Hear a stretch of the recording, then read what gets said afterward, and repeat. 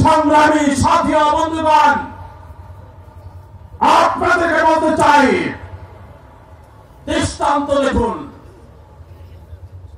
আমার নবী হযরত মুহাম্মদুর রাসূলুল্লাহ সাল্লাল্লাহু আলাইহি সাল্লাম নবুয়ত পেয়েছেন 40 বছরে, ইন্তেকাল করেছেন 63 বছর। শর্ট টাইম এর মধ্যে সব করেছেন। সংগ্রামী সাথী ও বন্ধুগণ, আল্লাহ পাক যেই সিংহ পুরুষ বাংলাদেশের রাজপথে নামিয়ে দিয়েছেন সর্বশেষ খেলাফতের জন্য, অল্প টাইমের মধ্যেই বাংলাদেশে তার নেতৃত্বে সুস্থ খেলাফত তৈরি হয়ে যাবে।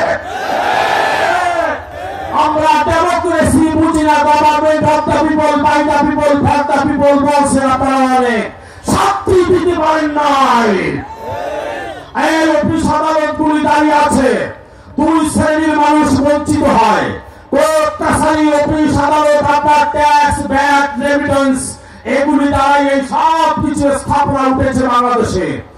এই সকল অফিস আদালত, কর্মকর্তা, ডিফেন্স, প্রতিরক্ষা, আপনার যত বাহিনী আছে সব আপনাদের ঘাম ছাড়া পরিশ্রমের পয়সা দিয়ে চলে।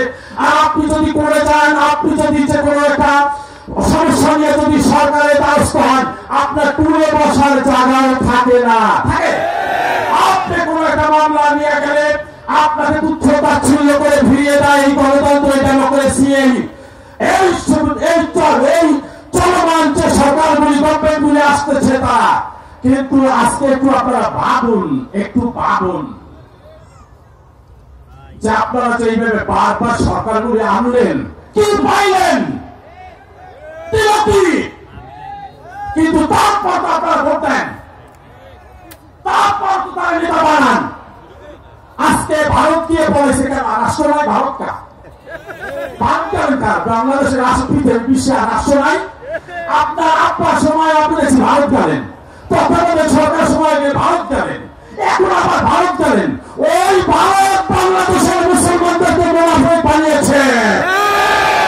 ওই ভারত বিশ্ব ইস্তেমার মাঠে তাহাজ্জুদ গুজার মুসল্লিদের উপরে ষড়যন্ত্র করে রাতের অন্ধকারে ঘুমন্ত মুসল্লিদেরকে হত্যা করেছে। ওই মুনাফিকের যারা কিছুদিন আগে পটুয়াখালী মার্কাজ মসজিদের ইমাম সাহেবকে অপমান করেছে। আপনাদেরকে বলি, যাদের নেতৃত্বে আপনারা এখনো বিভক্ত হয়ে চলছেন, আপনারা কিন্তু আল্লাহকে পাইবেন না, পাইবেন সাথ, পাইবেন আল্লাহ নাই। সাথকে পাইবেন আল্লাহ নাই। নির্ভুল ভাবে চিন্তা করে ফিরে আসুন।